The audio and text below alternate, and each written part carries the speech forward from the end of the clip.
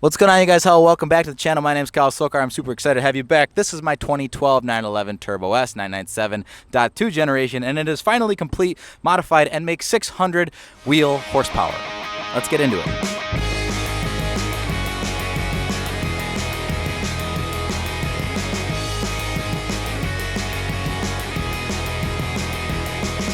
What's going on, you guys? Hello and welcome back to the channel. My name is Kyle Sulkar, and this is my 2012 997.2 Porsche 911 Turbo S. Now, when you guys saw the car, originally I bought it in Georgia. I flew out there, had a PPI done, and then ended up flying back, shipping the car here and showing you guys everything that needed to be done to it. So the number one things that we did was the front lip and the side skirts, a very, very intense detail and little touch-ups here and there that were needed. Now, we did have a little coolant leak that I think might have been caused by some debris on the road, and that was actually a little clip in the front well of next to the radiator up here. So that was all of $100 to fix. Now, as I mentioned when we were in this exact same spot and I was about to sell the G80 M3, I really wanted a car that I could modify. And the problem with the G80 M3 is that it was under warranty. Those BMW motors are kind of unpredictable as to whether or not they're going to blow up, and they're very expensive if you do cause some kind of issue that is not going to be warranted. So yes, you can call me whatever you want for being a little bit safe and keeping the car stock mechanically, but it's something that I was willing to do. And the reason this car was different is because it's 10 years old. It's a lot more technically reliable. There's a lot more replacement parts available for these things and motors and stuff like that, which obviously that's the worst case scenario, but it also doesn't have a warranty. So I'm paying for the car as it is, and I'm going to have to take care of it myself anyways, and I'm not paying for some thing to have some reassurance, and I know that going into this. So I ended up buying a full catless Fab Speed exhaust paired with a Cobb access port specifically for this car. So what that means is that you can run stage 2, which is improving fueling, improving air intake, and all the more boost to the turbos, and a lot more free flowing and a lot better sounding with that catless system. Now, yes, it smells a little bit more, but the sound is exactly what I was looking for. Honestly, it could be even a little louder, and that would be great. But the cool thing about this is that it is valved, so when it's not in sport mode, it's not ridiculously loud. And then when it is in sport mode, it is pretty loud. And that's important on the highway where I like to drive a lot of the times, because the drone from an exhaust that's catless is pretty intense, and that's not something that I want to deal with. So overall, those two mods really improved the car quite a bit. I actually did order intakes for the car as well, but they are not here yet. And I've heard mixed opinions on whether or not that's a good thing, if you're going to let too much hot air in, etc. But I do think it would be an awesome addition for the actual sound of the turbos and stuff like that, which I think sound makes a huge deal. And with that amazing Fab Speed catless exhaust comes a fantastic exhaust note. So the moment you guys have been waiting for, let's cut to the different angle and let's do a couple revs so you guys can see how this thing sounds.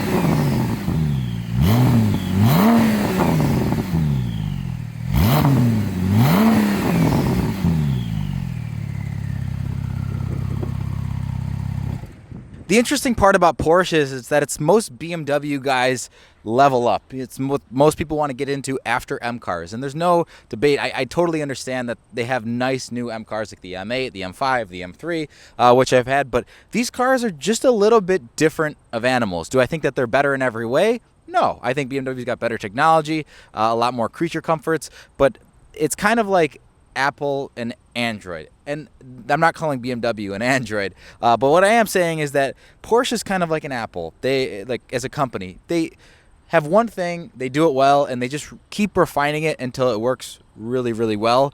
And they don't just add in a bunch of new features until they have it dialed in. So there's beauty in both, right? Having the new technology and kind of the most advanced stuff possible, but then there's beauty in also just constant refinement of something to make it as best as possible, and being a little bit behind in that case. But truthfully speaking, for 2012, as I mentioned previously, this car really holds its own. I mean, being 10 years old, there's not really anything in this car that I feel like I'm missing out on. Now, it really is a baby 991 Turbo S. It's a little cheaper. It's only a couple years older. They share the same steering wheel. They have similar seats. They have similar literally everything. But these are just a little bit more nimble and obviously a little bit older in everything that is there because this is the last of the body style. Now, I know these cars look similar to, you know, like a 2006 or 2007 911 Turbo. That's the year they came out with the turbos. I think they came out with Carreras in 05 or 06 for the 997 body. But this is so far and close to the end, practically the last year. They made a few in 13, that it is really closer to that 991 than it is to the actual predecessor 997.1 in my personal opinion. However, I have always wanted a 991 Turbo. What's going on, you guys? My name's Kyle Sulkar, and today we're with my friend Jacob's 2015 Porsche 911 Turbo that makes 1,000 crank horsepower. So without further ado, let's just get right into it.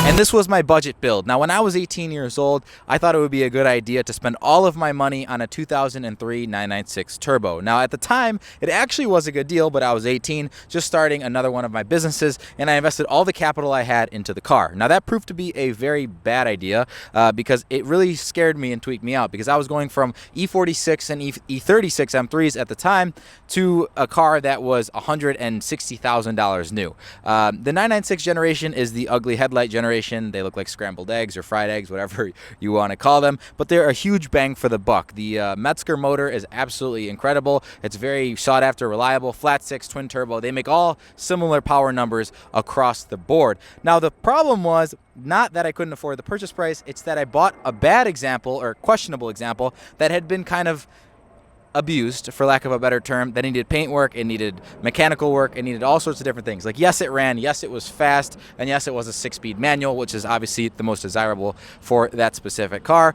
But I actually got so scared and so tweaked out that I sold it to my brother. I took like a $6,000 loss in about a week, and that was probably one of the only cars I've actually taken such a bad loss on. But in any case, I've been trying to prove to myself since then why I should get back into a Porsche. You know, I've had a 1980 911 SC. That never ran. That was just a project, which is on the channel as well. And I never really had a nice Porsche. I never had a nice one-owner car that I could actually just do a couple things like a front lip, side skirts, exhaust, and detail and make it this good. And to me, that's what matters. I finally proved to myself that this is possible, that I can buy a car in cash and I can kind of use it, maintain it, and take care of it. It doesn't need to be a brand new BMW all the time. Now, I do love brand new BMWs quite a bit, but I really don't like losing money on depreciation if I don't have to, and the G80 was a perfect example of that. I get out when I'm ahead, same thing with the F80, and here we are. So I think this is starting a new portion of the channel or segment or growth spurt into the 911 world.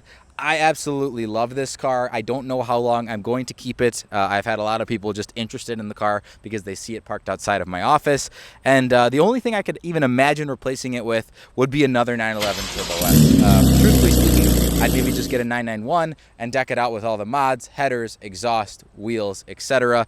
And I think that that wouldn't happen if it wasn't for this car. This car really showed me what's possible. It really made me love the 911, and it's really just been fantastic to drive and own, even in the past few months that I've had it. As always, like this video if you liked it, dislike it if you did not. Subscribe would mean the absolute world to me. You can follow me on Instagram at Kyle Sulkar and at Sulkar Media for all the behind-the-scenes goodness. And once again, guys, thank you so very much for watching. I'll see you in the next one. Peace.